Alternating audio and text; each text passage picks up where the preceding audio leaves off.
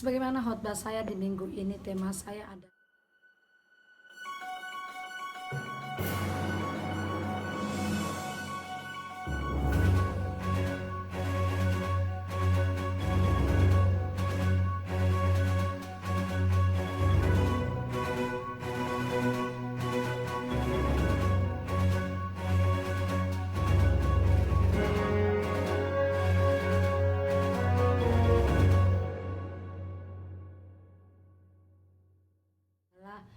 bicara tentang semangat. New normal ini hanya satu yang kita perlukan, yaitu tetap semangat. Nah, di dalam Amsal dikatakan sebagai hamba Tuhan, saya katakan bahwa orang Amsal 14 ayat 18, orang yang bersemangat dapat menanggung penderitaannya, tetapi siapa akan memulihkan semangat yang patah? Orang yang semangat. Jadi memang new normal ini diperlukan sesuatu yang berbeda. Kita nggak bisa hanya sekedar takdir ataupun ya udah mengalir, tetapi sebaliknya. New normal memerlukan orang-orang yang semangat.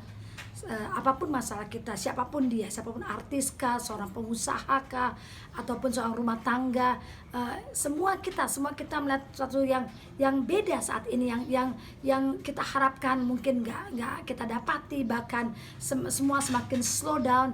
Tetapi firman Tuhan katakan orang yang semangat dia akan menyelesaikan masalah. Bahkan ketika sekalipun kita dalam keadaan tekanan yang luar biasa, mungkin penganiayaan, mungkin juga kita diomongin orang, mungkin juga gak usah orang lain, mungkin kita sendiri juga yang di dalam keluarga kita atau dalam pekerjaan kita, apa yang kita inginkan tidak kita dapati. Firman Tuhan bilang di dalam Mazmur 37 ya. Mazmur 37 ini ayat menguatkan, karena saat ini dalam keadaan-keadaan begini, kalau kita datang ke orang, ya kalau orang ngerti keadaan kita curhat ke mereka, keluarnya beda. Tetapi kalau kita datang kepada Tuhan, Allah kita Tuhan sanggup menyelesaikan setiap masalah kita. Mazmur 37 ayat 5, sebagai hamba Tuhan saya katakan, serahkanlah hidupmu kepada Tuhan dan percayalah kepadanya dan ia akan bertindak. Kita nggak tahu di luar kayak apa, kita nggak tahu isi hati teman kita, isi hati orang-orang yang dekat dengan kita. Tapi Tuhan bilang serahkan hidup kita ke dalam tangan Tuhan, maka Allah yang bertindak. Bahkan dikatakan ayat 6, ia akan memunculkan kebenaranmu. Ia di sini Tuhan akan memunculkan kebenaranmu seperti terang dan hakmu seperti siang. Lihat, kalau kita datang ke Tuhan, maka Tuhan yang angkat kita. Tuhan yang akan tunjukkan siapa yang benar dan siapa yang salah. Bahkan Tuhan akan tunjukkan apa yang kita inginkan. Ayat 6 dikatakan begini, ia akan memunculkan kebenaranmu seperti terang dan hakmu seperti siang. Berdiam dirilah di hadapan Tuhan dan nantikanlah dia. Tuh, memang waktu kita gak usah bertindak yang aneh-aneh. Kita percaya Tuhan pasti bertindak untuk setiap saudara dan saya. Ayat 7 dikatakan, jangan marah karena orang yang berhasil dalam hidupnya, karena orang yang melakukan tipu daya.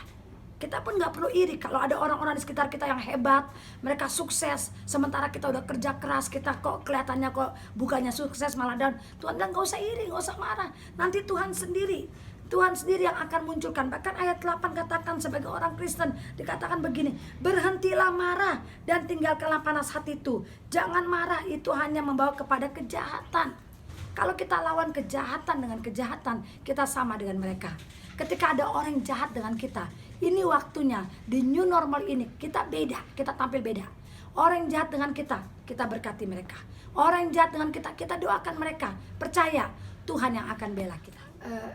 Semua saya dukung dalam doa untuk saudara saya, untuk saya juga menggemari dia, Ruben Otsu, di mana dalam keadaan seperti ini nggak usah takut, Tuhan ada di pihakmu.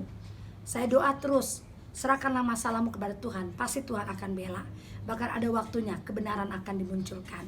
Waktunya kita berdiam diri, waktunya kita mengandalkan Tuhan. Dengan kekuatan manusia, dengan kekuatan kita bukan siapa-siapa. Tapi dengan kekuatan Tuhan, maka Allah akan bukakan setiap pintu yang tidak mungkin menjadi mungkin. Dan doa saya untuk Ruben dan anak-anak dan keluarga, gak usah takut, tetap semangat. Orang yang semangat bisa menyelesaikan setiap masalah.